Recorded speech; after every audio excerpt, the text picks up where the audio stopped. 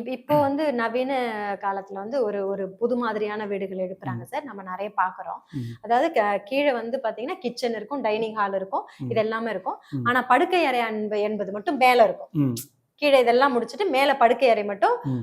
குடும்ப தலைவன், தலைவினுக்காகவோ, ம். அது பிள்ளைகளுக்கானதோ படுக்கை அறை மட்டும் மேல் மாடியில வைக்கிறாங்க. ம். ம். வீட்டுக்குள்ளேயே படி ம். வச்சு. ம். அது எப்படி சரியானதாக பார்க்கிறீங்க? தாராளமா வச்சுக்கலாம். வைக்கலாம். ம். வைக்கலாம். அதுல ம். எந்த குழப்பமும் வேண்டியதில்ல. ம். ம். ஆ நீங்க சப்போஸ் இப்பல்லாம் பார்த்தீங்கன்னா, இடமே ரொம்ப குறைவான இடங்கள் தான். ஆமா, ஏன்னா ஆமா. சிட்டிக்குள்ள வர்றப்ப ரொம்ப காஸ்ட்லி.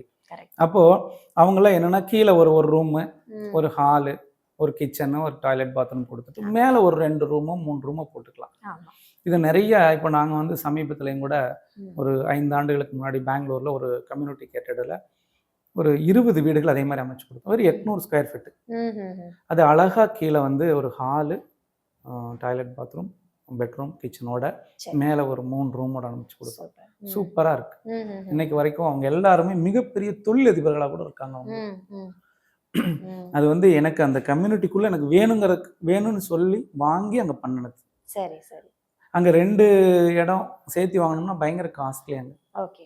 அதனால. அதனால நீங்க தாராளமா அப்படி அமைச்சுக்கலாம். எந்த ம். விதமான ம். ம். தவறும் கிடையாது. இப்ப